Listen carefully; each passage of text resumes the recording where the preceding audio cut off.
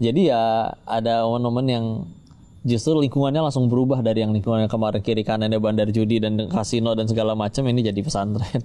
Udah gitu beres 2 tahun saya berhenti untuk buka kasino sendiri waktu itu. Wah, Anda sampai punya kasino sendiri? Iya, sebenarnya. Podcast ini nggak akan ditanya berapa viewers yang enggak, tapi kita ngajarin apa ke yang nonton kita. Udah ini dulu. Pintu surga memang banyak, tapi bagi yang centang biru itu belum ada.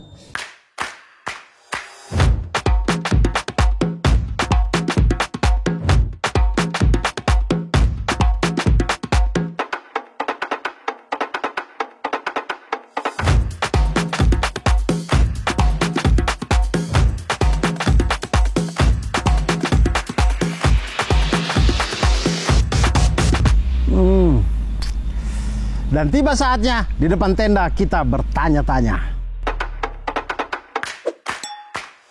Oke, selamat Hari Raya Idul Fitri teman-teman semuanya. Masya Allah. Alhamdulillah di spesial Lebaran ini kita kedatangan yang spesial juga karena kita kembali ke Fitri. Biasanya itu identik dengan yang putih-putih. Tidak mungkin saya undang Mamat di sini dong. Kalau undang Mamat jadinya kayak kita berdosa lagi gitu. Makanya kita undang yang putih-putih di sini lah. Kode Muslim. Assalamualaikum warahmatullahi wabarakatuh. Waalaikumsalam warahmatullahi wabarakatuh. Kodenis sehat ya? Alhamdulillah masih diizinkan sehat. Alhamdulillah. Sehat, alhamdulillah.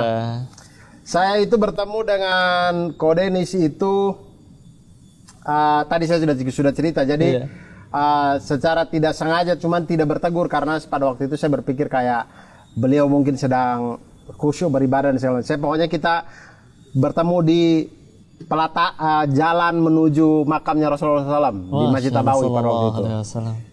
Antum di depan saya dari belakang. Jadi orang-orang tuh pada ngeluarin HP, ngevideoin. Nah terus saya pikir kayak ngevideoin apa ya? Bukannya Askar marah ya kalau ngevideoin di situ. Terus saya lihat dulu, oh ada Kodenis di depan, pantas orang jamaah-jamaah Indonesia pada ini. Gitu. Nah lalu kemudian ini Lebaran keberapa nih sebagai seorang Muslim? Kalau dihitung dari benar-benar mulai ngajinya kan 2017 ya waktu pulang dari Thailand. Sekarang 2025 ya 8 tahunan ya. Tapi kan kalau misalnya ikut vibes kayak kan keluarga juga ada yang Muslim ya. Jadi ya ikut mah udah dari kecil udah ikut aja walaupun ya bercampur. Lebih rame Imlek biasanya. Iya pastilah. Lebih rame Imlek. Jadi kalau berarti kalau Lebaran begini rame nggak atau rame juga sih, rame juga karena kan kalau di Indonesia mah Idul Fitrinya nggak cuma sama keluarga, sama tetangga, sama teman-teman komunitas kita sama-sama dirin dakwah sama-sama juga kan. Kita sekarang alhamdulillah sudah ada pesantren juga, jadi ya sudah sih rame-rame aja. Waktu ini nggak masih keinget nggak pertama kali Lebaran sebagai seorang Muslim misalnya itu ada rasa yang berbeda nggak? Yang paling ngerasa emang ketika karena sempat ngalamin Idul Fitri waktu dulu masih di Thailand ya. Nah di sana sama sekali nggak kayak Idul Fitri sama sekali, itu memblas sama-sama kayak hari biasa aja. Jadi kan muncul kerinduannya tuh. Dan pulang dari Thailand itu kan langsung nyari Agim kan, karena dulu salah satu wasilah hidayahnya dari video beliau. Jadi ya ada momen-momen yang justru lingkungannya langsung berubah dari yang lingkungannya kemarin kiri kanannya bandar judi dan kasino dan segala macam, ini jadi pesantren. Mohon maaf tapi waktu di Thailand itu sudah Muslim? Secara KTP ya. Oke. Iya, karena kan dibilang mualaf dulu waktu pulang tanya saya tuh harus syahadat lagi atau enggak, karena ternyata kan ayah sudah syahadat duluan karena waktu itu nikah sama ibu.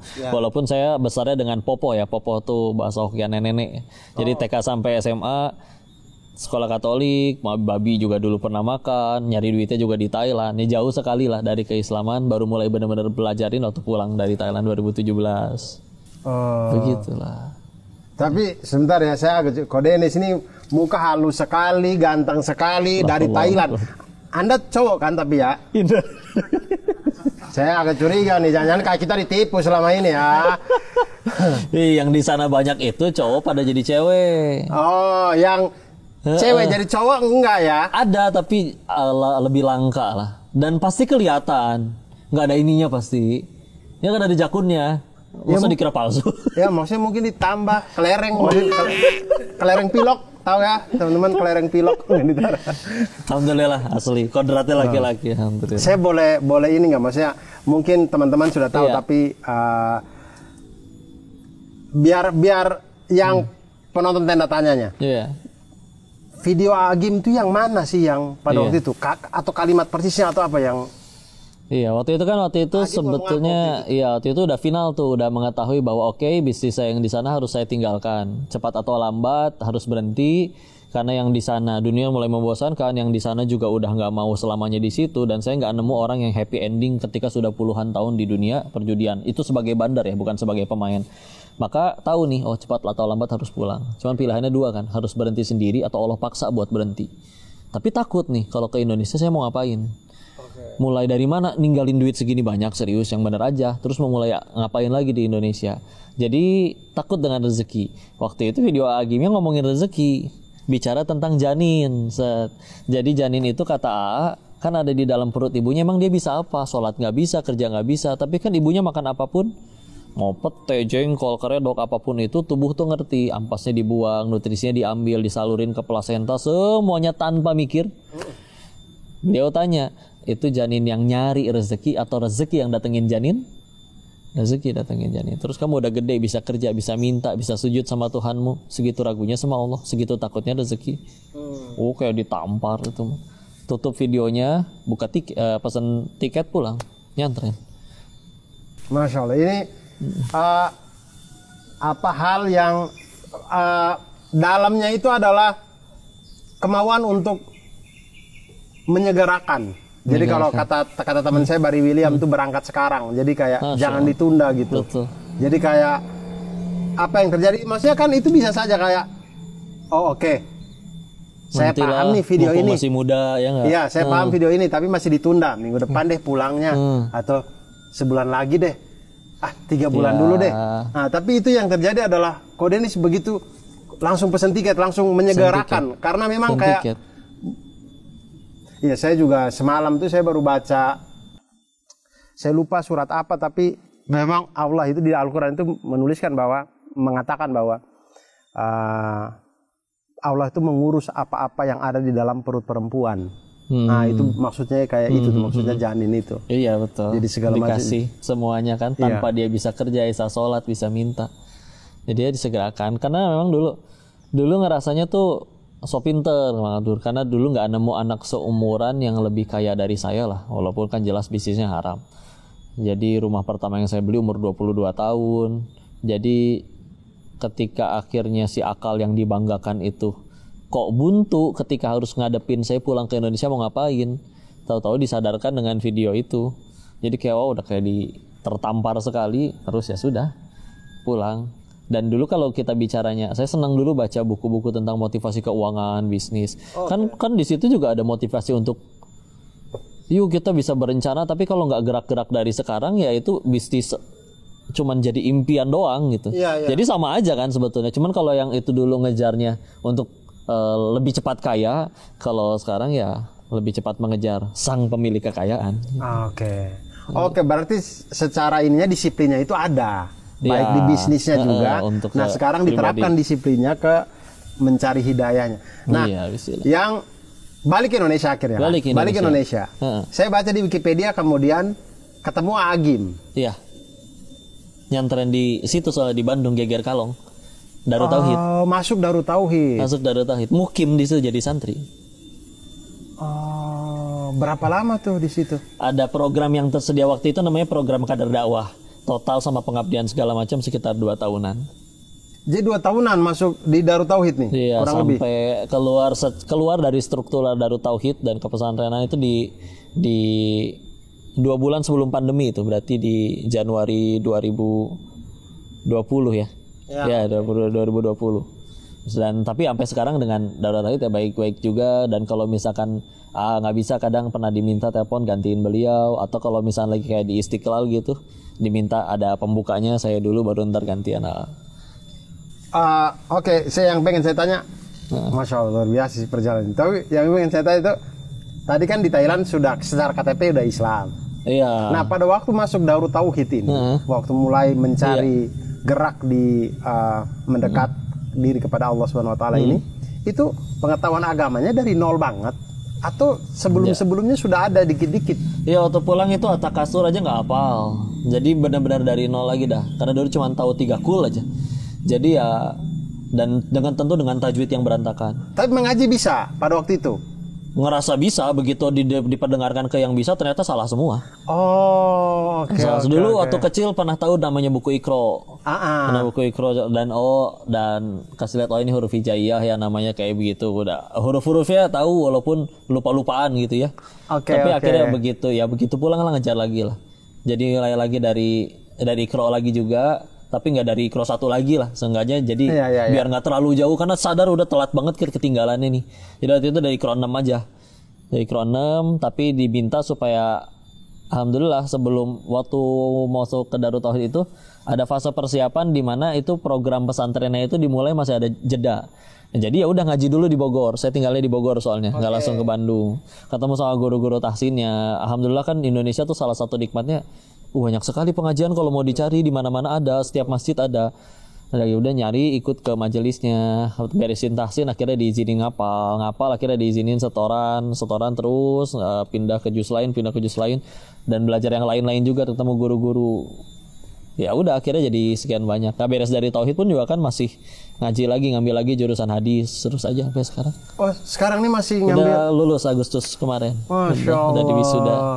Ini ilmu hadis. Masya Allah, luar biasa.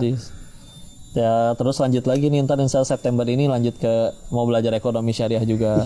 Saya merasa ketampar loh. Maksudnya kayak orang Cina nih kalau belajar Islam kayak niat banget ya. Ini orang Cina ketiga nih yang kayak gini nih. Saya kata Ustadz Felix, Kodondi datang lagi nih. Apa kita jadi orang Cina aja kali ya? Makanya Mamat mau belajar agama tuh ganti suku dulu. Oke, sebentar ini yang pengen saya tanya. Oke, itu istilahnya kayak matrikulasi lah di Bogor dulu. Matrikulasi ya, kayak tahsin ya apa segala macam. Kemudian akhirnya untuk ngejar ketinggalan kemudian ke Darut Tauhid. Di Darut Tauhid ini apa aja yang diajarin? Atau semua atau bagaimana? Lengkap. Kita ada jadi mulai bangun tuh jam 3 udah harus tahajud. Udah gitu kan beres tahajud udah siap-siap ke masjid, beres masjid mah tinggal kayak zikir pagi petang sama surot, balik lagi jam 6 asrama, nyampe jam 7 istirahat, sekalian bersih-bersih mandi. Itu jam 7 nyampe jam 9 kelas, jeda setengah jam, setengah 10 sampai zuhur kelas. Ibadah zuhur, makan siang, kelas lagi jam 1 sampai asar kelas. Asar istirahat salat asar jam 4 sampai ke maghrib kelas. Udah gitu beres maghrib itu makan malam, habis isya salat isya terus setor hafalan sampai jam 10, nggak setor nggak boleh pulang, tidur jam 10 sampai jam 3 gitu aja terus. Materinya jadi banyak kan tuh, ada yang jamnya jam akidah, ada jamnya siroh, jadi lengkap sih semua sih alhamdulillah. Jamnya fikih dengan kitab-kitabnya juga, jadi ya ngejar namanya nyantren ya begitu. Iya. Oh oke, berarti kurikulumnya hampir sama kayak pesantren-pesantren lain juga ya. Jadi akidah, usul fikih, apa segala macam, ilmu hadis, ilmu Quran. Nah, yang membuat seorang Dennis Lim akhirnya melanjutkan ke ilmu hadis itu kenapa? Kan ada ilmu Quran, ada sejarah kebudayaan Islam, dan segala macam itu. Awalnya diajakin sama salah satu guru yang di Bogor. Beliau sudah masuk duluan, sudah semester 2-nya. Saya diajakin nih untuk masuk ke ada buka semester baru kan. Ikut di sini mau nggak? Ayo deh, ayo. Kada gitu jamnya dia bisa online dan juga bisa nyesuaiin dengan waktu itu sudah mulai dakwah-dakwah juga. Jadi jamnya yang benar-benar paling fleksibel, enak. Karena dia banyak kan kelasnya di pada subuh. Orang kan dan saya jadinya nggak nerima kajian setelah subuh. Jadi setelah subuh sampai ke pagi itu full saya yang ngaji. Ntar jam 9 sampai zuhur kita yang dakwah, zuhur sampai asar kita yang dakwah, asar sampai pagi kita yang dakwah, malamnya baru saya ngaji lagi. Jadi di fullin. Dan salah satu concernnya juga kalau Quran tuh udah jelas, udah terpatri dia dari Al-Fatihah sampai An-Nas, udah nggak bisa digonta-gantikan, udah jelas-jelas pasti semuanya benar. Kalau hadis itu kita mesti telah dulu kan, ini sahih atau enggak. Apalagi sekarang orang itu tahu hadis itu bisa jadi dari story orang. Betul. Yang tinggal ditulis bagus-bagus, cantik, indah, tata bahasanya bagus, di bawahnya tinggal dikasih dalam kurung HR Bukhari aja itu orang bisa percaya. Nah makanya kayaknya perlu ada yang gini nih. Dan gitu pernah juga nggak dengar Sasanan bilang bahwa dari 100 mahasiswa Indonesia yang di Al-Azhar itu bisa bisa cuman 3 orang yang ambil jurusan hadis. Jadi oh ini ambil deh peran di sini juga, bismillah. Apalagi ternyata di hadis itu saya suka sejarah jadinya. Karena kalau kita nggak hadis kan dari Rasulnya, dari Imam Bukhari nyampe ke Rasul kan mereka nggak ketemu kan. Jadi harus ada rawi dong. Imam Bukhari mendengar dari gurunya misalnya Imam Qutaibah bin Sa'id mendengar dari gurunya misalkan Sufyan bin Uyainah mendengar dari gurunya Imam Az-Zuhri mendengar dari Abu Hurairah mendengar dari Rasulullah. Nah, itu untuk ngecek orang sahih atau enggak. Ada sekitar 7-8 tanggal. Biasanya kalau dari Bukhari 5 sampai 6. 5 sampai 6, oke. Iya, nanti kalau yang riwayat Abu Dawud An-Nasai bisa lebih panjang. Maka terus kalau misalkan itu kan mesti ditelaah tuh, di istilahnya ada jarh wa ta'dil atau di takhrij ulang. Nah, itu mesti kenal nih sama rawinya nih, Sufyan bin Uyainah itu siapa. Jadi kan banyak sekali kitab-kitab yang akhirnya ngebahas tentang kitab sejarahnya untuk mengetahui si rawi ini sikoh atau tidak. Sikoh atau tidak. Nah, itu kan ternyata kitabnya nggak cuma sekedar, memang yang paling sederhana ada Taqribut Tahzib ya. Itu benar-benar langsung profil, meninggal kapan, wafat kapan, dan dia sikoh atau tidak. Tapi kan ada yang benar-benar ternyata lengkap sekali. Syiar A'lam Nubalanya Imam Zahabi. Itu kan begitu bahas satu figur, itu berikut dengan keteladanannya, keutamaannya, kisah-kisah terbaiknya. Dan itu amat sangat menggugah gitu. Karena ketika kita tahu, oh ternyata ini orang-orang luar biasa semua. Dia pernah ngalamin pengalaman spiritual kayak begini, amalannya ternyata begini, dan akhir keilmuannya seperti itu. Jadi seneng dengan kitab gituan tuh akhirnya. Syiar A'lam Nubalanya Imam Zahabi, Bidayah wa Nihayah Imam Ibnu Katsir, atau Hilyatul Auliyanya Imam Abu Nu'aim Al-Asfahani. Wah, itu senang sekali. Karena yang Taqribut Tahzib tadi sendiri juga itu kan sebetulnya ringkasan ya dari kitab Tahzibul Kamal, udah gitu dirangkum lagi jadi Tahzibut Tahzib, dirangkum lagi jadi Taqribut Tahzib Imam Ibnu Hajar Al-Asqalani. Itu yang paling mudah sudah. Paling mudah udah paling tipis, saya paling tipisnya segini sih. Ya sih benar sih. Tapi sejujurnya teman-teman, kalau teman-teman ada yang bertanya-tanya di kepala, Abdur emang udah baca itu? Belum. Saya belum baca. Saya cuma tahu kalau model begini, cuman saya tidak. Jadi kemarin saya waktu itikaf di Masjid Kuba Mas Depok, malam 24 apa malam 22 gitu, saya lupa dah. Pokoknya malam genap. Saya ketemu sama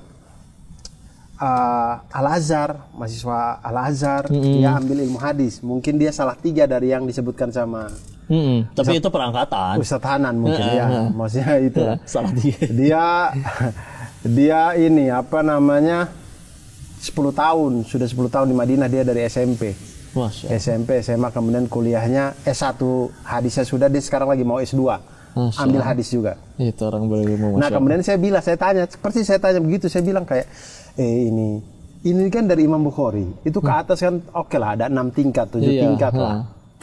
Nah, bagaimana kita tahu? Maksudnya kan lemah, yang ini hafalannya lemah gitu. Emang ada biografinya orang-orang ini? Karena kadang-kadang saya baca aja, saya bilang ini siapa ya? Namanya pada mirip. Iya, namanya aja saya baru tahu ini siapa ya. Terus kata dia, oh ada bang. Dia jelasin kayak tadi tuh. Ada bang, ada buku-bukunya kita tuh belajar. Bahkan nanti ada ininya juga, ada kalau misalkan ternyata di situ ditulis Abdullah doang. Abdullah tuh banyak. Iya, betul. Nah, kita bisa tahu kalau Abdullah biasanya Abdullah ibnu Mas'ud. Iya, karena kalau misalkan Abdullah yang lain biasanya kalau Abdullah ibnu Umar, iya sebetulnya kan ibnu Umar kan Abdullah juga, Abbas Abdullah ibnu Abbas, Abdullah ibnu Zubair, banyak macam-macam. Atau kita bisa tahu dari rawi setelahnya. Kalau misalkan ternyata abis Abdullah terus di bawahnya adalah misalkan Ikrimah, oh berarti dia, karena Ikrimah itu adalah nama maulanya, nama budaknya Ibnu Abbas. Jadi kalau misalkan setelah Abdullah tapi terus Nafi itu adalah istilahnya maulanya ininya ya ajudannya Ibnu Umar lah. Jadi kita jadi tahu, apalagi kan nanti kita kenal dari ada begitu dikasih rawi sanadnya juga, oh nggak bisa, ini orang tinggal di Kufah, sedangkan riwayat atasnya ini bukan orang Kufah nih. Jadi pasti nggak ketemu gitu. Betul. Jadi orang jadi tahu dong ini sahih atau enggak. Betul. Jadi nggak bisa ngarang. Ya. Jadi misalnya kayak kenal biografi. Contohnya kayak misalnya teman-teman dengar berita dari Mamat. Nah, itu pasti Mamat dengar dari saya karena Mamat budaknya saya gitu. Contohnya kayak gitu. Iya, contohnya begitu. Kayak misalnya teman-teman dengar berita dari Mamat, kemudian teman-teman langsung kayak, "Oh, berarti abis Mamat nih dengarnya dari Ko Ernest." Enggak mungkin karena mereka tidak satu permainan. Atau biasanya beda zaman. Karena nanti oleh Imam Ibnu Hajar Al-Asqalani itu dibagi menjadi 13 tobakot, 13 tingkatan. Tobakot yang pertama itu sahabat yang pertama. Nanti selanjutnya tabi'in dibagi jadi berapa golongan lagi. Kayak Imam Malik itu di tobakot ke-7, Imam Syafi'i di tobakot ke-8 atau ada yang nyebut 8 dan yang nyebut 9, Imam Ahmad bin Hanbal di tobakot ke-10. Nah, Imam Bukhari dan kawan-kawan itu di paling bawah 13. Jadi kalau misalkan dari Tobaqot ke-9 langsung ke Tobaqot ke-3 itu nggak ketemu, pasti bohong, itu putus satu sanatnya. Iya. Wah, keren nih jadi podcast. Benar, keren karena tidak nyambung secara zamannya. Terputus. Nanti ketika terputus juga nanti kita cek putusnya di mana. Kalau putusnya di sahabat dari tabiin langsung ke Rasulullah, itu disebutnya hadis mursal. Kalau mursal dia kan harus lewat sahabat. Masalahnya semua sahabat itu dianggap adil. Jadi menurut Imam Syafi'i hadis mursal masih bisa untuk dijadikan dalil. Tergantung dia terputusnya di mana nanti. Oke. Ada yang menarik yang kemarin namanya tuh Ihsan Al-Muhtadi. Nanti mudah-mudahan suatu saat kalau abis Lebaran ini kalau dia masih di sini ntar kita undang lah ke sini ya. Dia tuh bilang begini, kadang-kadang itu misalnya kayak ada biasanya perdebatan atau khilafiyah terjadi itu dari sebuah hadis itu tuh adalah misalkan tokoh A menurut ulama A kurang bagus hafalannya gitu. Tapi menurut ulama B enggak, dia ini bagus. Nah, kadang-kadang di situ tuh terjadi khilafiyah sehingga dia jadi doif atau jadi lemah atau jadi kuat. Betul. Gitu. Tapi memang kan hafalan dobit atau enggak itu juga nanti kita lihat, karena memang ada yang begitu muda dia hafalannya dobit, tapi kalau nanti usia sepuh memang ada yang istilahnya jadi mulai pikun lah ya. Jadi istilahnya kalau misalkan mendengar hadis dari fulan dan itu mendengarnya di tahun di mana-mana umur beliau sudah tua, memang ada yang berarti sudah hafalannya sudah tidak kuat lagi. Lengkap sih itu bahasannya. Dan terutama kalau kita mentakhrij hadis itu untuk sampai jadi sahih. Memang kalau zaman sekarang udah gampang banget sih. Ketika kita udah nyarinya di Bukhari sama Muslim udah nggak mungkin nggak sahih kalau itu mah. Cuman kan nanti kalau misalkan kita udah bicara di luar yang 6 kitab rujukan hadis yang kitab sitah ya, Bukhari, Muslim, Abu Dawud, An-Nasai, At-Tirmizi, Ibnu Majah. Nah di belakangnya kan masih hadis riwayat Ibnu Abi Dunya, udah gitu Mustadraknya Imam Al-Hakim, udah gitu, dan yang lain-lain kayak Imam Daroqutni. Itu kan Imam Abu Ya'la, banyak yang bahkan nggak tahu ada ya hadis riwayat itu. Nah itu mesti ditakris ulang lagi kalau mau, karena kalau enggak nanti bisa dijadiin pegangan enggak. Iya, tapi sebagaimanapun tetap harus ada orang yang kayak terus generasi yang belajar tentang ini. Harus ada yang jaga, karena kalau enggak ntar ya tadi taunya dari betul. Karena kalau se-event itu Bukhari Muslim pun kalau misalkan generasi sudah tidak ada yang belajar, agak bahaya juga nanti. Orang asal bisa itu, asal tulisan kalimat bagus, kita rawahu mutafakun alaih sudah orang langsung iya ini nih. Kok, saya mau tanya dong, itu tadi mungkin teman-teman ada yang pengen juga, sejujurnya saya juga pengen. Itu tuh lokasinya di mana itu tadi yang tempat kuliah ini nih? Yang bisa online apa segala macam. Di Bandung lokasinya. Bisa online gara-gara pandemi. Sebelum pandemi mereka nggak terima online. Oh, berarti kalau misalkan saya pengen harus ke Bandung. Sekarang udah jadi dibuka kelas online terus. Gara-gara pandemi waktu itu kan orang pada nggak bisa datang lagi ke sana. Akhirnya sampai sekarang diteruskan untuk dibuka online. Oh, akhirnya bisa beradaptasi. Bisa adaptasi. Hikmah di balik pandemi ya gitu. Akhirnya bisa beradaptasi menjadi online. Oh, oke. Itu dia setiap hari atau Sabtu Minggu atau bagaimana? Senin sampai Jumat. Senin sampai Jumat selalu ba'da subuh. Saya milih yang selalu ba'da subuh. Kelas yang selalu ba'da subuh. Seru juga sih. Kelas ngambil yang ba'da subuh ya. Iya. Itu ba'da subuh sampai jam berapa ya? Kok kira-kira? Biasanya dari jam 5.15 tuh. Jadi makanya kalau kita subuhnya lagi lebih cepat kan jadi ada jeda dulu. Ya kalau misalkan start biasanya dari 5.15 terus 90 menit kelasnya. Siap ba'da subuh. Kayaknya saya bisa deh kalau harus bisa. Syaratnya satu kok, mau. Ya, saya mau. Silahkan. Saya udah memenuhi syarat. Insya Allah. Nanti abisin ya. Tapi biar orang-orang juga pada tahu deh itu di mana itu ini kita mau cari. Namanya Ma'had Khadimus Sunnah. Ma'had Khadimus Sunnah. Khadimus Sunnah. Iya, itu di Instagram pun nanti insya Allah ada. Nanti disertain lah linknya. Nanti. Ini ada di sini bisa, muncul di sini bisa, di sini bisa, jago editor di sini bisa. Bahkan saya tarik nih. Nah, itu dia. Keren. Editor. Editor capek. Oke. Korenis tadi kalau saya pengen tanya deh, tadi kan banyak banget kisah-kisahnya. Kalau kita kisah sahabat, kisah Rasulullah SAW, mungkin kita sudah banyak lah yang kita sudah dengar ya. Mudah diakses juga. Kisah salah satu deh, kisah yang pro ini deh, yang tadi Ko Denis bilang kisah-kisah itu bagus-bagus ini. Iya, salah satu yang diingat deh, yang Contoh Abu Kilabah Al-Jarmi ya, ada yang menyebutkan bahwa beliau ini, ada yang menyebut beliau tabi'in, ada yang menyebut pernah ketemu Nabi, jadi yang menganggap beliau sahabat. Pernah dengar kisahnya? Tidak pernah, sejujurnya tidak pernah. Iya, jadi beliau akhirnya tinggal di masa tuanya, beliau itu tinggal di, ada yang nyebutnya hutan, entah gubuk. Ya, saya rangkumkan ya, karena dalam bentuk panjang. Tapi ini di Madinah, beliau ini di Madinah atau di? Enggak di Madinah. Di sebagian di riwayat juga menyebutkan beda-beda ya. Tapi karena kan syarat sahabat tuh cuma 3. 1 pernah ketemu Nabi, 2 sejaman dengan Nabi, dan ketiga beriman dengan Nabi sampai wafat. Makanya kalau misalkan pernah ketemu dan juga sejaman tapi tidak beriman, contoh Abu Jahal bukan sahabat. Dan misalkan sejaman tapi tidak pernah bertemu sama sekali tapi beriman kepada Nabi sampai wafat, contoh Wais Al-Qarni bukan sahabat, dia jatuhnya tabi'in. Sama kayak raja ini juga tuh. Raja mana? Raja Ethiopia tuh.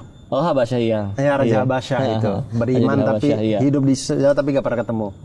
Oke. Selanjutnya suatu ketika diceritakan ada pemuda tersesat di hutan itu, terus nemuin tenda atau gubuk tempat Abu Kilabah ini tinggal. Maka heran karena dari tenda atau dari gubuk ini selalu terdengar suara alhamdulillah, alhamdulillah, syukurillah, begitu terus ya. Jadi penasaran, udah mah tinggalnya di tempat seperti ini, terpencil jauh kemana-mana, kok nggak berhenti muji Allah, emang hidupnya senikmat apa?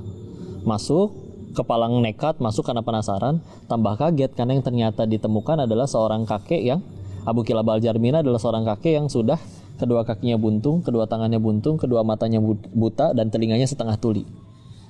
Saking penasarannya pun sampai ditanya, kalau bahasa kitanya ya, emang hidupmu senikmat apa, kok nggak berhenti muji Allah?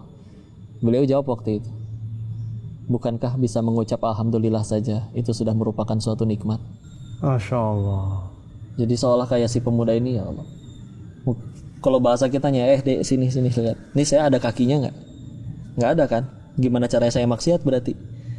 Kalau saya dibikin nggak bisa maksiat, berarti bukankah saya sedang dipersulit ke neraka? Kalau saya dipersulit ke neraka, bukankah saya sedang dipermudah ke surga? Kalau saya dipermudah ke surga, bukankah berarti ini semua adalah nikmat dari Allah? Maka apa alasanku nggak berhenti memuji Allah? Jadi kayak, ya Allah, ada orang kayak gitu loh. Iya ya. Ada orang yang kayak gitu loh. Dan sehingga akhirnya ketika di luar sana ada yang bisa ngambek gara-gara omsetnya cuma 18 miliar, padahal bulan lalunya 20 miliar, itu ada yang bisa ngambek loh.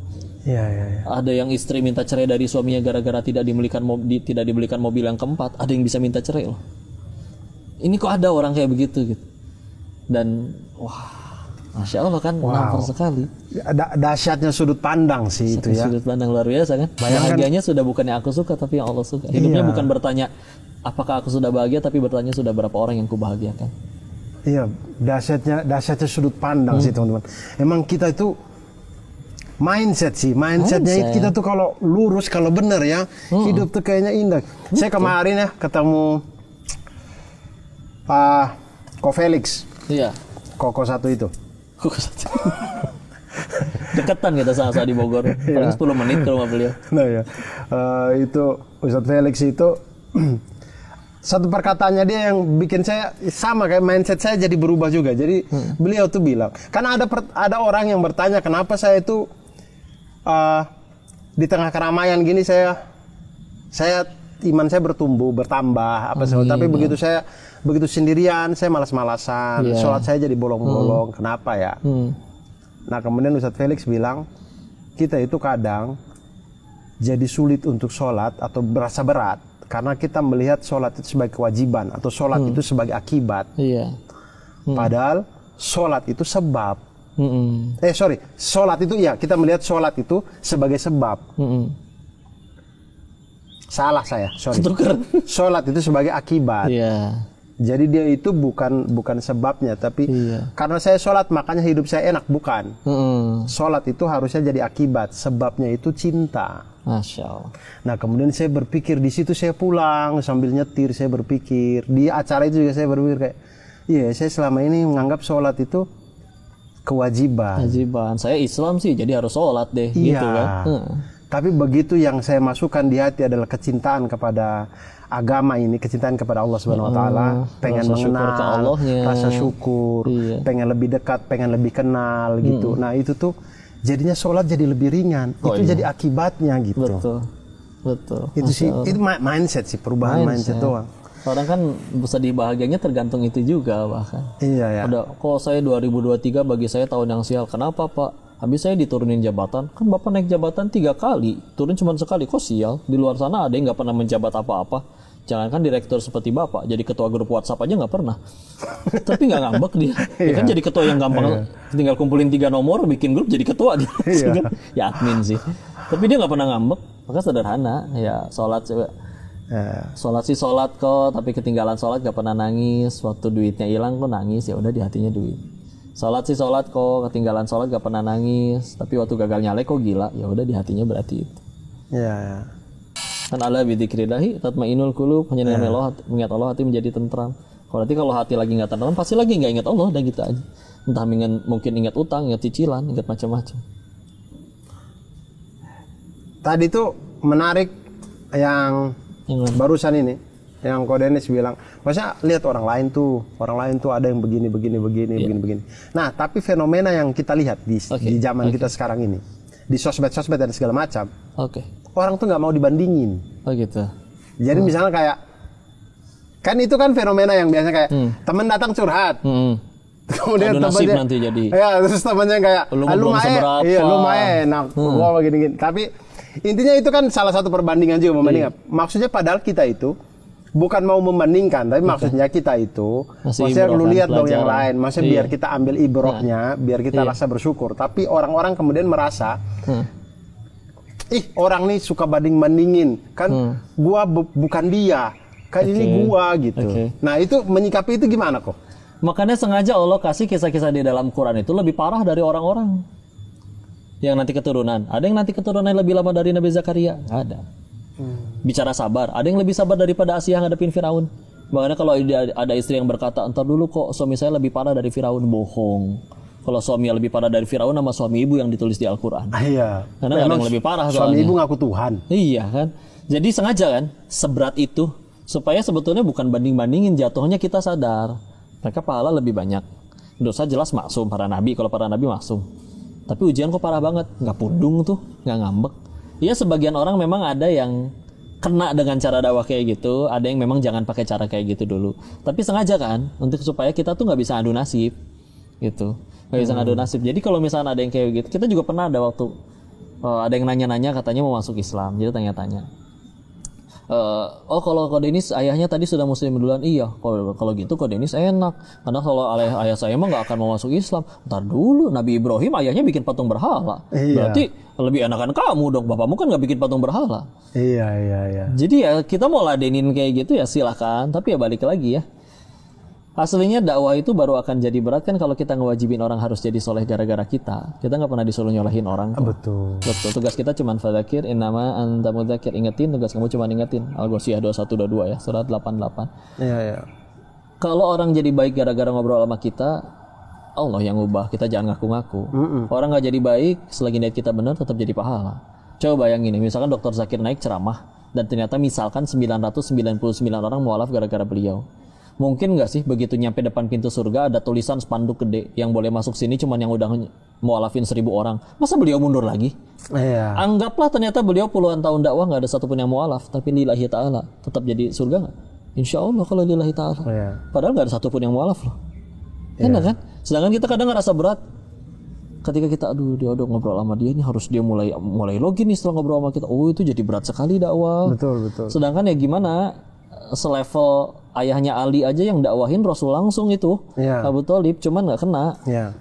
Dan jadi ya udah Bismillah kita nikmatin aja. Iya betul. Dan berulang kali juga Allah itu menghibur gitu. Wahai Muhammad jangan bersedih. Wahai Nuh jangan bersedih. Karena sesungguhnya saya yang ininya kan. Kalau mereka mau berubah saya yang ini. Betul. Jadi kalau ada yang bilang, kok saya tuh capek kok temenan sama dia 30 tahun diingetin sholat setiap hari nggak mau sholat juga. Kok bilang, selamat.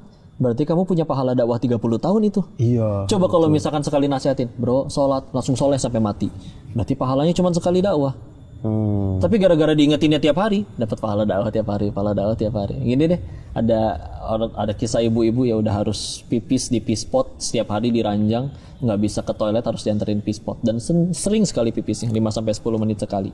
Maka kadang minta maaf ke anaknya, maaf ya nak, jadi 5 menit sekali harus bangun ngurusin ibu. Anaknya jawab apa coba? Nggak apa-apa mama, berarti 5 menit sekali aku dapat pahala. Beda kan, secara enak kan? Beda Ya, mindset. dan beliau nggak akan sudut ditanya Iya, tentang guru PAUD ngajar 30 tahun, berapa murid yang kamu solehin? Enggak, niat kamu dakwah apa? Podcast ini nggak akan ditanya berapa viewers yang enggak, tapi kita ngajarin apa ke yang nonton kita. Iya, Udah ini dulu. Pintu surga memang banyak, tapi bagi yang centang biru itu belum ada. Ya. Iya sih, benar juga sih. Ya itu Mamat.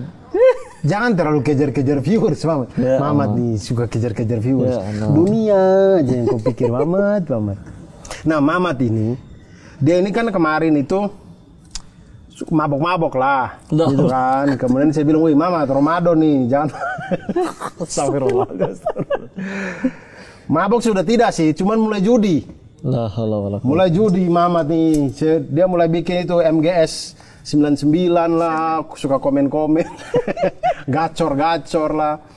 Nah ini tuh, maksudnya kalau Denis tahu atau tidak, maksudnya ini tuh memang banyak sekali. Ini di kolom komentar kita juga kalau admin rajin sih untuk ngapus-ngapus dan segala macam report dan segala macam. Cuman kadang-kadang itu suka muncul-muncul aja kalau dan kita. mereka kan akun-akun bodong semua itu. Iya, itu tuh mesti sistematis itulah, maksudnya. Iya. Sekarang udah mainnya di situ, udah mau nggak mau. Dulu paling orang dibayar untuk jadi bot pokernya ya. Jadi misalkan satu meja 8 orang main judi, yang pemain betulan cuma 1, yang 7-nya padahal teman-teman dia juga. Jadi bisa saling kerjasama, saling kong-kali-kong. Ya sampai akhirnya si player betulan itu kalah. Dan si player kan kalau pengen main kan dia harus transfer deposit. Ini kan orang-orangnya tinggal diisiin saldo aja.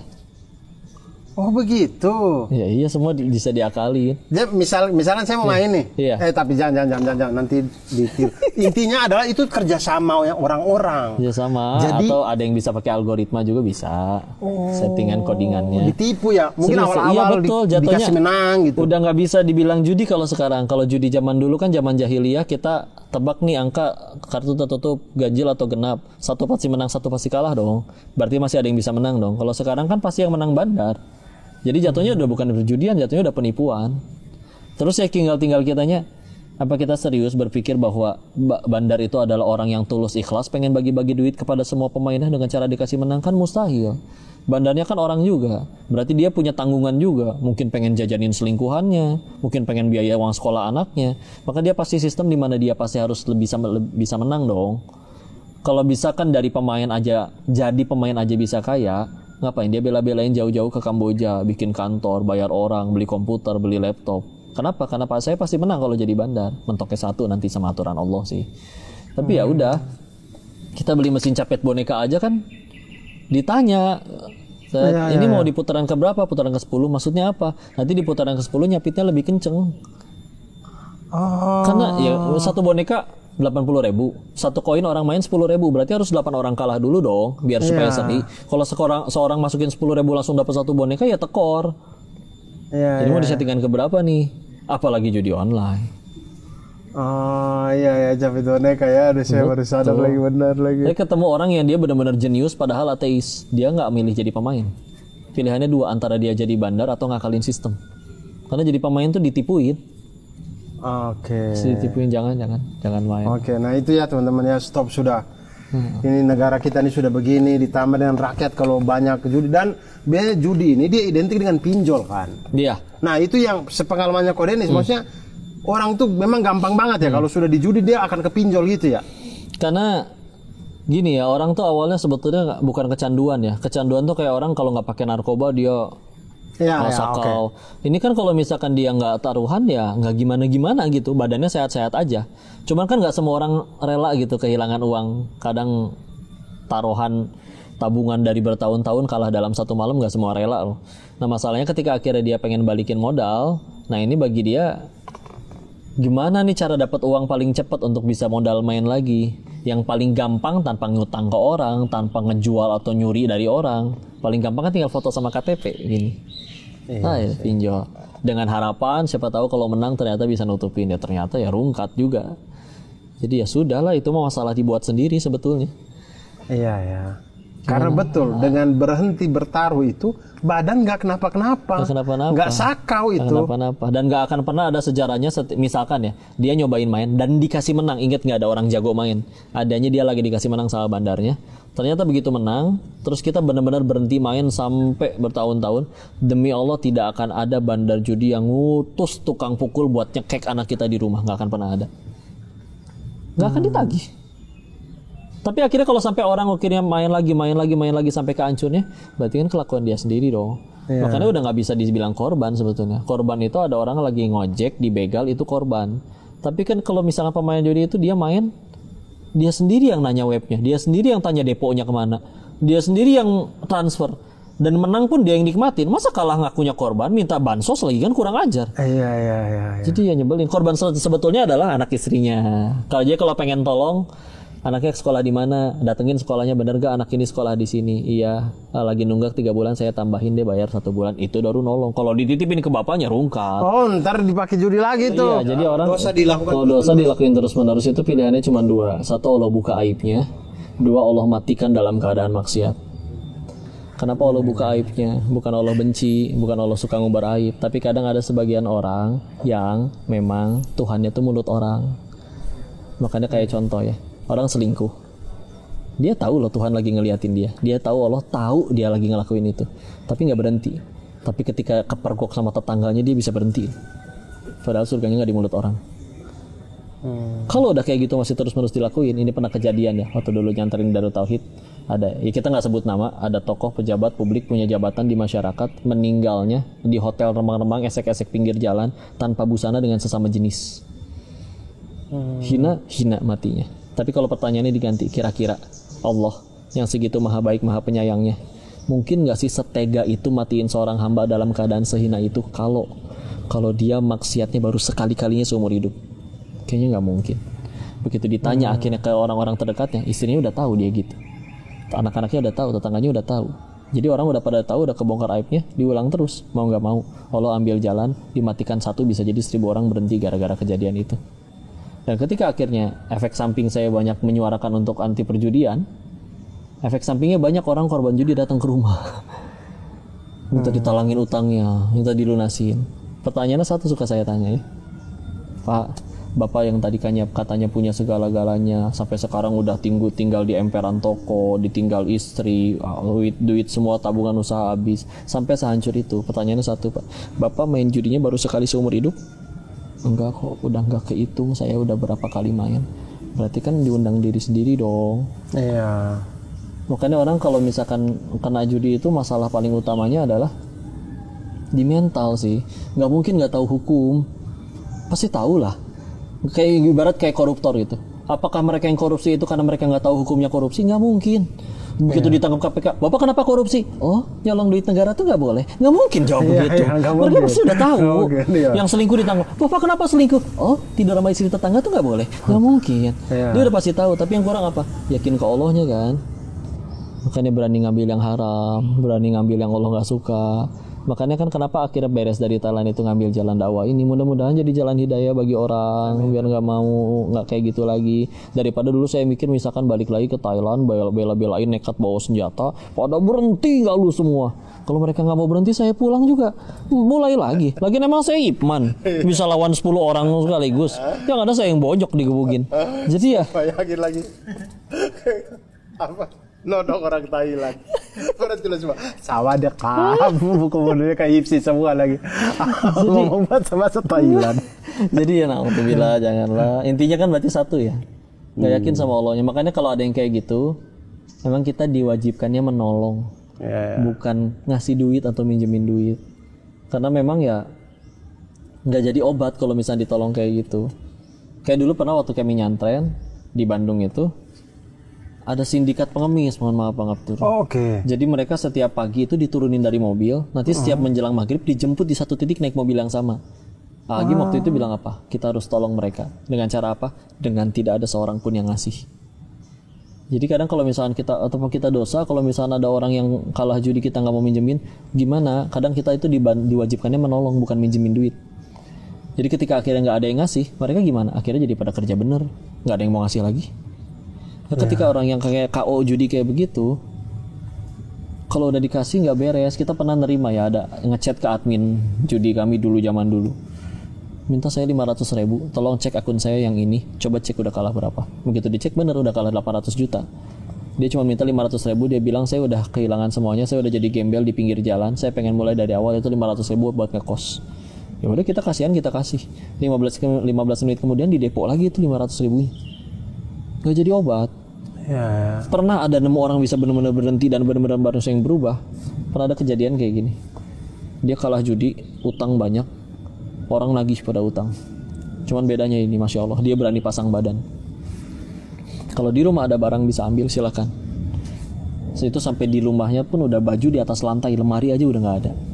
Ketika ada yang nagih lagi, saya pasang badan. Bapak mau apa? Bapak mau bunuh saya? Ini pisaunya, ini leher saya, silakan. Tapi kalau saya dimatiin sama bapak, demi Allah duit bapak nggak balik.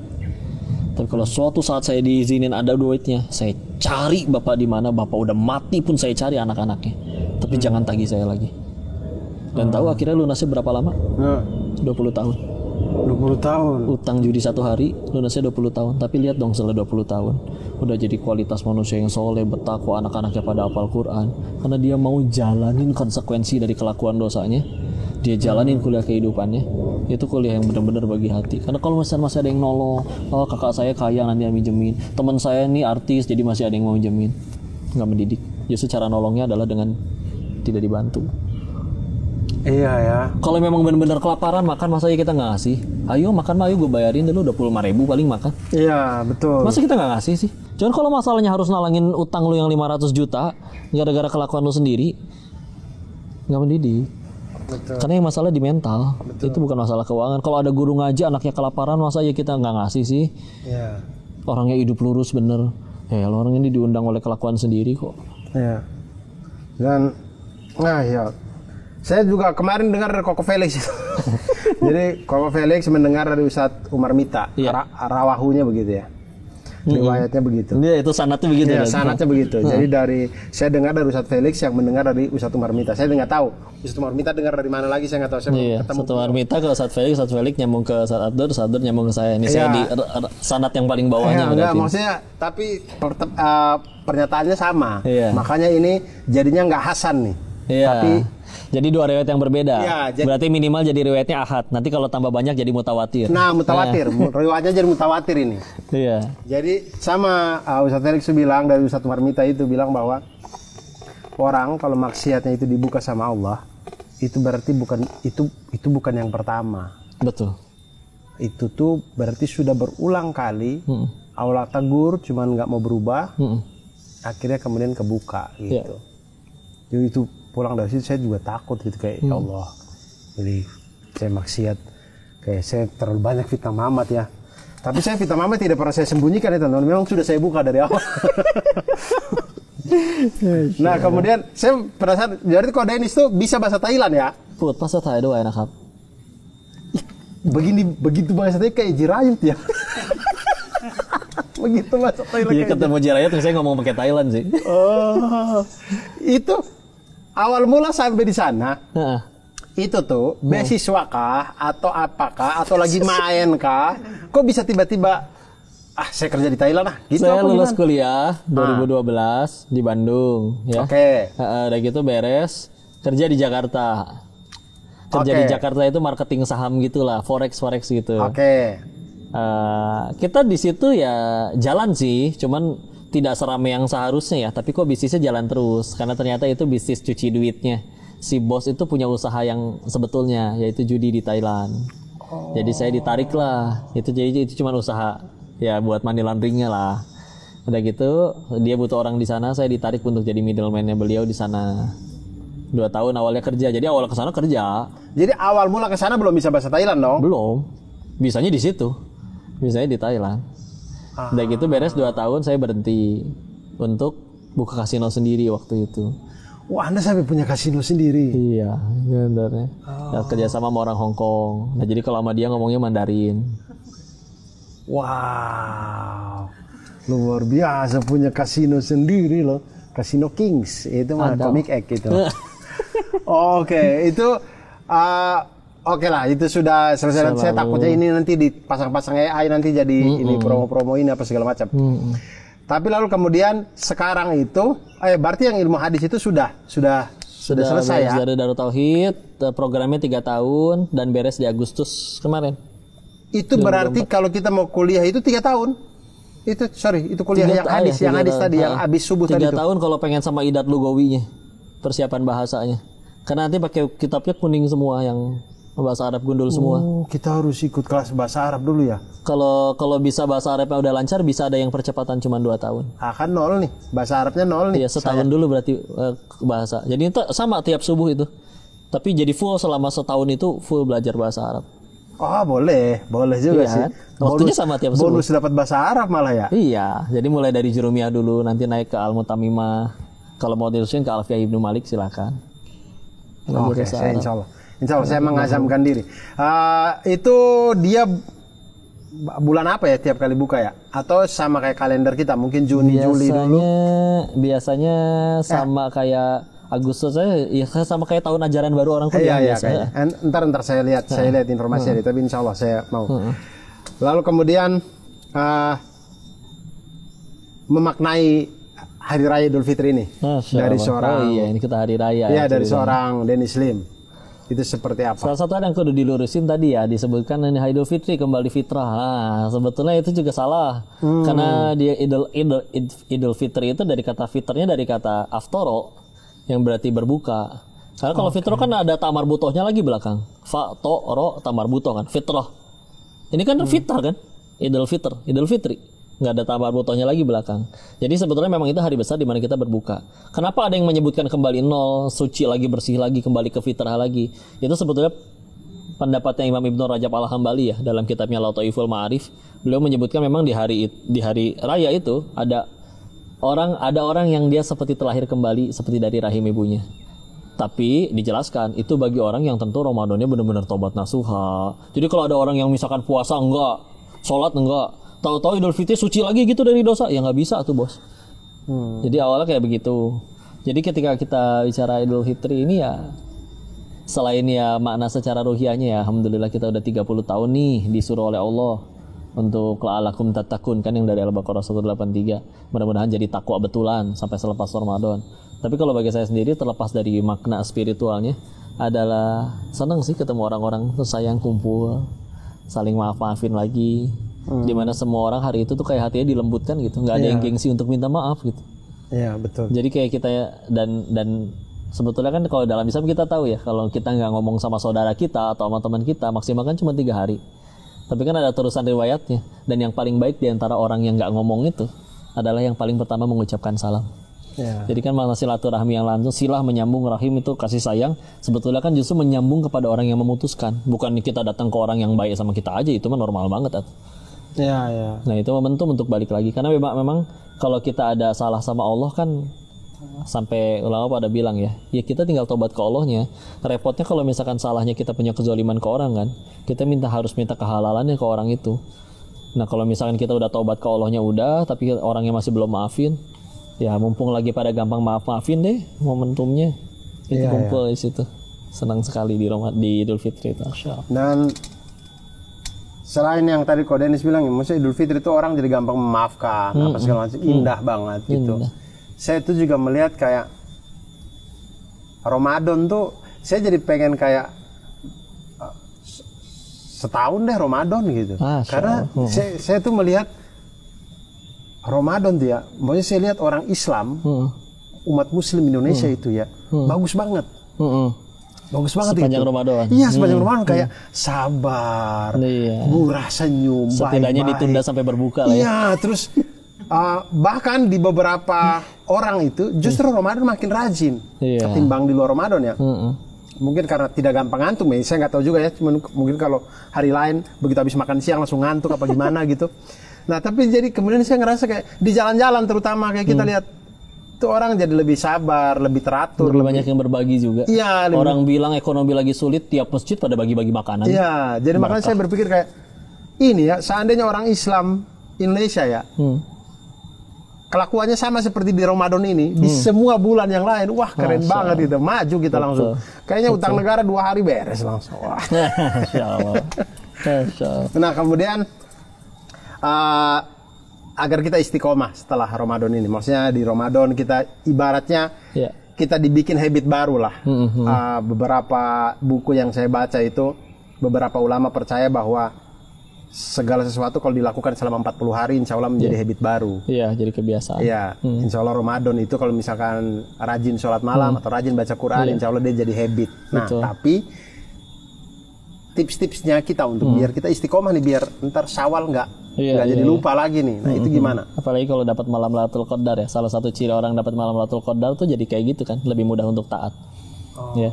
Maka kalau dibicara gimana tips dan triknya, masalahnya tips dan trik itu bisa jadi ke tiap orang nggak ada yang mempan, ada yang enggak. Makanya kabar baiknya tuh nanti Allah yang ngaturin pakai waktu sih. Karena ada orang yang nanti, walaupun mudah-mudahan jangan ya, ada loh orang yang istilahnya baru mau mulai ngajinya itu ketika nanti misalkan umur udah 50, kok teman-teman saya malah punya ini itu, saya malah punya banyak utang ya. Jangan-jangan saya yang hidupnya salah, meskipun telat banget. Tapi kan makanya kalau kita perhatiin, kenapa yang banyak ada di masjid malah yang pada sepuh-sepuh kan?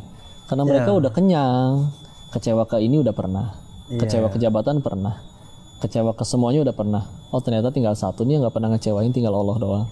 Berarti kalau kita yang ngakunya masih muda gimana? Masa ya harus nunggu kita seumur mereka dulu? Mending kalau ada yang, masalahnya siapa yang janjiin kita ada umur sih kalau mau jujur. Makanya ya satu memang ingat ke arah sana terus tuh emang bagus, ingat kematian terus. Sama paling sering-sering wisata rohani. Paksain, sengajain ke kuburan ke, ya Allah dia dulu lebih kaya dari saya, sekarang dimakanin cacing juga, duitnya malah bikin anak-anaknya berantem. Mampir ke panti, kemana. Dulu awalnya saya salah satu juga alasan kenapa mulai berdakwah kan sebetulnya untuk jadi rem.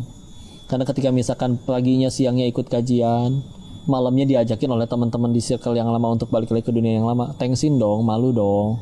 Masa iya tadi siangnya ngaji malamnya begitu. Makanya malu itu sebagian dari iman kan. Jadi kalau misalnya kita belum bisa jadi biang yang bisa ngewarnain orang-orang, ya kita ikut circle dulu. Kan kalau semuanya lagi ngapalin Quran, masa kita main game sendiri, malu dong. Makanya emang, nah nyari circle juga memang kudu paksain juga. Makanya kan memaksakan diri itu penting. Males ngaji paksain ngaji, males sholat paksain sholat. Karena memang mesti lebih baik memaksakan diri ke surga kan daripada sukarela ke neraka. Jadi sama yang terakhir minta tolong terus ke Allah. Kadang kita lupa minta tolong ke Allahnya. Kok gimana cara bangun tahajud? Saya udah pasang alarm 3, udah minta tolong ke Allah belum? Beres sholat isya coba. Yang biasanya minta macam-macam, ya Allah, nanti malam mau tahajud ya Allah. Oh kalau udah kayak gitu mah gampang Allah bangunin. Pengen pipis kek, digigit nyamuk kek, digigit singa kalau perlu.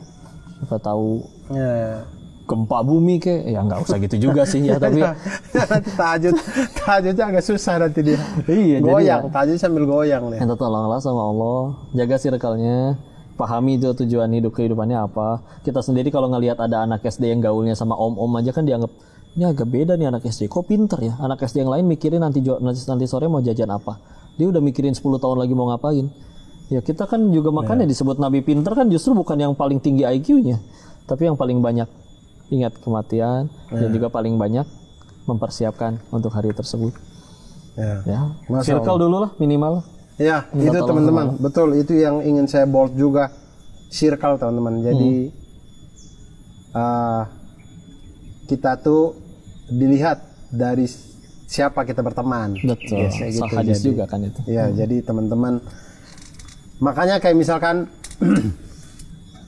ini tayang sudah Idul Fitri sih. Maksudnya kalau banyak, itulah kenapa saya memilih untuk berlama-lama di masjid sampai subuh tuh selama 10 itikaf ini karena lebih mudah taat kalau rame-rame di situ, semua orang lagi baca Quran, ada yang sholat, ada yang gini. Ya masa kita nggak baca Quran? Tapi coba kalau kita itikaf jadi rumah gitu, tidur itu gitu sih. Jadi memang circle sih luar biasa sih. Nah circle-nya itu bisa dimulai dengan mungkin ya ikut ini teman-teman, bukan berarti teman-teman benar-benar mengganti teman, bukan. Jadi cari circle baru yang mungkin bisa menarik teman-teman ke sana. Jadi misalkan teman-teman ikut majelis apa gitu. Bisa nonton tenda tanya juga. Ya. Insyaallah. Atau misalkan, dan kadang kan ditolong Allah kalau kita misalkan nggak kuat untuk ganti circle yang itu, terlalu akrab sama teman-teman yang ngajak maksiat. Nanti kadang Allah tolong oleh Allah dibikin di hadapan teman-teman kita yang maksiat, kita dianggap udah nggak asik lagi. Udah gak asik tuh dia mah tuh. Sekarang mah udah jadi ustazah, udah jangan ajakin dia main. Terus mereka mulai bikin grup lagi yang nggak ada kitanya. Ya udah itu mah biarin. Kita lagi dijauhin sama yang ngajak maksiat. Dan kita juga nggak musuhin. Suatu saat kita udah bisa kuat, kita balik lagi ke mereka. Kalau perlu mereka yang ada masalah, kita duluan yang nawarin bantuan. Paling mereka mikir, kita udah jauhin kamu, kok kamu duluan sih yang nolong, bukan akunya yang baik. Ini Allah dan Islamnya. Iya betul. Tapi ada tipe teman tuh yang dia sendiri tapi dia bisa bikin rusak semua pertemanan. Nah itu Mamat tuh. Ini kami semua ini kan orang baik. Begitu Mamat masuk jadi rusak. Makanya kami semua udah bikin grup yang Mamat nggak ada. Jadi dia merusak dirinya sendiri. Oke, baik. Kemudian ada nggak amalan-amalan baik yang kita kejar di bulan Syawal selain puasa Syawal tentunya yang 6 hari? Iya. Apalagi sebetulnya ya luar biasa ya Ramadan itu ya. Kemarin baca bukunya Ustadz Budi Asari, Masya Allah. Beliau mengutip ini si dokter kanker ya, bahwa ternyata yang paling sedikit kanker itu di Timur Tengah. Padahal di Timur Tengah tuh gulanya tinggi banget. Ya, dan sedangkan gula itu kan makanan utama sel kanker gitu. Maka ini menyelidiki rata-rata itu per 100.000 orang seharusnya ada sekitar 400-an ya, sekitar 300 atau 400-an orang yang kena kanker. Tapi kalau di Timur Tengah, di Arab cuma 100-an, ada yang cuma 99. Jadi salah satunya memang ternyata kita punya puasa Ramadan. Ya, kita punya puasa Ramadan. Selain juga memang khamr nggak boleh, nggak pada ngerokok juga di sana kan tegas, rokok haram fatwanya. Udah gitu juga kita mah yang rempah-rempah itu sampai jadi disunahin, habatus sauda jadi sunah, ya kan? Barang siapa makan habatus sauda maka jadi obat dari segala penyakit kecuali kematian. Tapi memang puasa itu luar biasa. Makanya kalau mau, yuk ini udah terbiasa nih sebulan penuh, naikin puasanya. Makanya ini testimoni dari orang yang puasa sunnah tingkat paling tinggi ya, puasa Nabi Daud. Dia bilang kayak gini, kalau kamu puasa Nabi Daud, nanti kamu akan ada harinya giliran puasa ada yang traktir ulang tahun, giliran nggak puasa nggak ada yang traktir. Iya kan? Iya kan? Betul. Lanjutin. Kenapa emang kalau kayak gitu? Kenapa jadi bahasannya ketraktiran? Anggaplah kamu ikut batalin. Karena kapan lagi gue makan di restoran mahal itu? Gue kalau beli sendiri nggak sanggup ya. Tapi gitu akhirnya kita ikut makan. Ternyata kan kadang cuma bagus tempat sama bagus fotonya doang. Begitu dicobain, tidak seenak yang dibayangkan. Enakan bikin di rumah. Nanti kan paling dia nyesel kan? Iya, tahu gitu gue puasa. Tahu gitu gue puasa. Kalaupun tetap puasa, ternyata lapar 2 jam sama lapar 14 jam. Tetap aja kenyangnya 1 piring 10 menit. Jadi nggak ada bedanya. Sehingga akhirnya dia mulai bergeser tuh. Dari yang tadinya makan itu adalah segalanya, sekarang itu makan agar biar kenyang aja lah. Karena kalau kenyang saya sehat, kalau sehat saya bisa ibadah. Di luar sana kan ada orang yang marah gara-gara makanan. Saya pesan rendang ya, rendangnya datang dia marah. Saya harus di restoran itu, saya nggak mau rendang yang ini. Kenapa seribet itu hidup tuh, ya kan? Sedangkan nanti kalau udah terbiasa, puasa nggak puasa ternyata sama. Ternyata setelah dia nyobain semua makanan se-Jabodetabek Raya misalkan, nanti akan ada harinya dia ngerasa, oh ternyata daging steak wagyu, tenderloin, import, saikoro beef semuanya sama tempe bedanya 5 cm di sini doang nih, 5 cm. Ya kalau cadel 3 cm lah ya, karena lebih pendek. Ya, begitu ketelan sama, kenyang makan tempe makan daging, keluarnya sama-sama bau malah. Nggak ada makanan, kenapa mahal begini pak? Oh ya nanti keluarnya wangi, enggak pasti bau. Ya, maka ketika diterusin lama-lama namanya 11 bulan puasa. 11 bulan puasa kalau di Ramadan kan gampang bangun sahur dong. Kalau di kita kan nggak, kalau di 11 bulan selanjutnya kan susah bangun sahur. Betul. Maka pasti akan ada momen di mana kita nggak sahur. Ketika nggak sahur kita pengen tetap puasa, akhirnya mulai ada kesadaran bahwa ternyata sama aja, tetap aja kenyang-kenyang juga pas maghrib.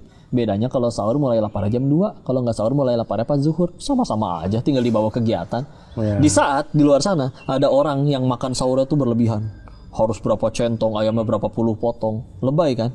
Sedangkan ternyata kan makanya beberapa peperangan Rasul itu justru di Ramadan, perang Tabuk, perang Fatu Makkah dan juga perang Badar, karena memang kuat atau enggaknya puasa ya di iman, bukan di sahur atau enggak, ya kan? Sehingga akhirnya lama-lama bagi dia sahur tuh ya udah sunnah ini, karena aku sahur karena kata Nabi berkah, udah. Kadang dia cuma 1 kurma, tapi akhirnya 15 menit lagi azan subuh nih. Tahajud atau sahur ya udah sahur aja 1 kurma, terus dia lebih milih tahajud. Jadi akhirnya lama-lama kan nganggap semua tuh jadi kayak biasa, padahal itu semua fundamental loh. Makan tuh fundamental kan. Saya kalau ada berita orang bunuh orang gara-gara kelaparan masih bisa terima. Kalau koruptor kan beda. Dia nyolong duit miliaran di saat saldo dia sebelum nyolong aja udah miliaran. Kan kurang ajarnya kayak begitu. Nggak masuk akal dong. Ini kita dengan puasa, sesuatu yang punya kita, hak kita, halal bagi kita, kita berani tahan, kebutuhan kita aja berani kita tahan, lama-lama ngelihat apa-apa jadi biasa. Ngelihat mobil, oh kaleng. Mobil tuh kaleng dipakein karet, dipakein plastik, dipakein kaca. Fungsinya apa? Nyampe. Iya. Buktinya banyak orang nggak pada punya pesawat nyampe ke Mekah. Iya, Coba betul. punya pesawat parkir di sini kan repot. Iya, repot, malah repot. Semuanya punya pesawat. Akhirnya lama-lama dia ngeliat, oh mobil itu berarti alat buat saya nyampe. Di saat di tempat lain ada orang yang tetangganya ganti mobil, dia koma. Dia meriang, dia kesel. Jadi kan itu efek puasa loh dari kayak gitu. Dimulai dari yang, sehingga akhirnya akhlaknya pun berubah gara-gara itu. Makanya kalau mau nanti setelah Ramadan, udah kepalang biasa puasa kan, terusin. Kalau bisa Nabi Daud. Iya. Ya betul teman-teman. Mari kita sama-sama untuk belajar memperbanyak puasa-puasa sunnah, karena insya Allah itu bagus.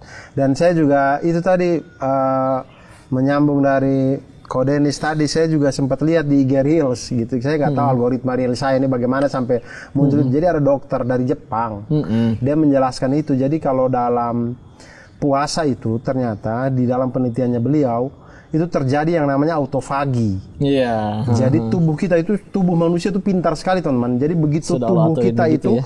kalau tidak punya makanan, misalnya tidak punya makanan yang asupannya, tubuh kita itu akan mencari cadangan makanannya sendiri Yang ada di badan. yang ada di badan. Nah itulah kemudian kadang dia makan lemak, dia ubah jadi energi. Kadang dia makan si sel kankernya itu Betul, untuk dia ubah jadi energi. Nah jadi menyambung jadinya dengan yang tadi di Timur Tengah ternyata paling sedikit dibanding negara lain yang padahal mereka kankernya paling manis-manis sedikit. makanannya. Karena kurma kurang apa coba manis. Teman-teman ke sana makan itu orang Arab biasa itu.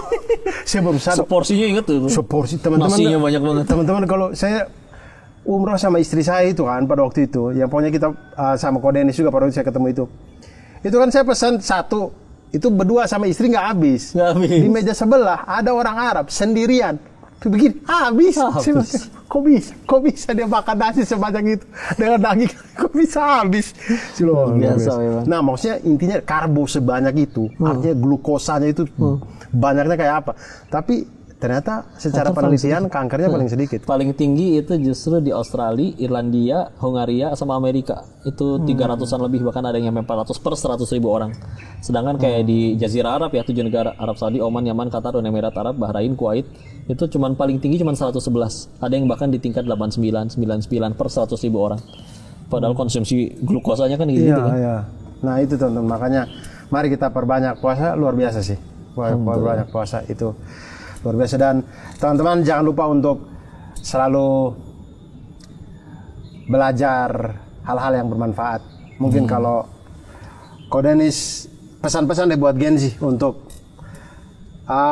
kasih motivasi untuk mau belajar agama.